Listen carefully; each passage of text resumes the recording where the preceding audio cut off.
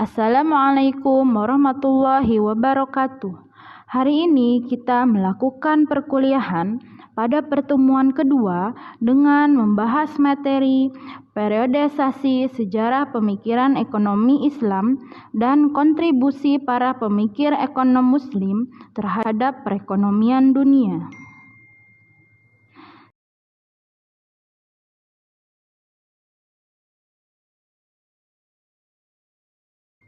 Secara umum, periodisasi ilmu ekonomi Islam ini dapat dibagi menjadi 3 tahapan besar.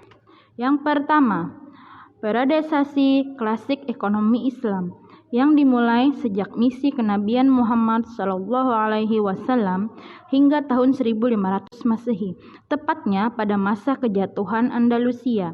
Yang kedua, periode stagnansi dan transisi yang dimulai pada tahun 1500 Masehi hingga 1950 Masehi.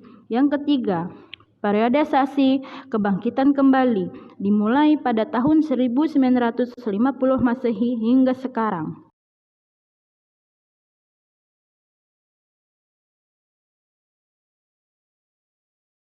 Tahap pertama adalah fase yang sangat strategis dalam pengembangan ekonomi Islam.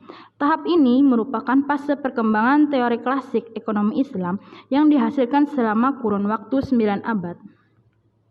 Meski para tokoh ulama yang muncul di tahap ini tidak menyebutnya sebagai teori ekonomi, topik-topik yang dibahas pada ilmu ekonomi konvensional modern sesungguhnya telah mendapat pembahasan yang mendalam oleh para tokoh ulama di masa ini, seperti teori tentang uang dan moneter, harga dan pasar, zakat dan pajak, dan kebijakan fiskal, pembangunan ekonomi dan peran negara, dan lain-lain. Sejumlah tokoh terkemuka yang menjadi tulang punggung pengembangan teori klasik ekonomi Islam antara lain adalah Abu Yusuf, Abu Ubaid, Al-Ghazali, Ibnu Taimiyah, Ibnu Al-Qayyim Al-Jauziyah, Ibnu Khaldun, Al-Maqrizi, dan lain-lain. Karya-karya mereka bahkan masih tetap relevan hingga saat ini.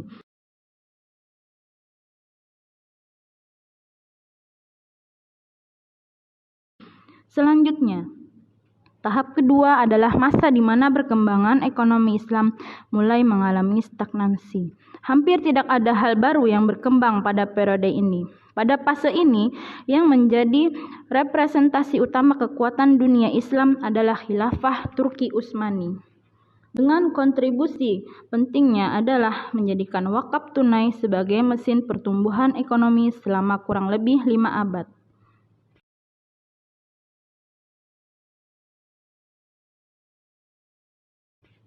Sedangkan tahap ketiga adalah tahap kebangkitan kembali ekonomi Islam di pentas dunia.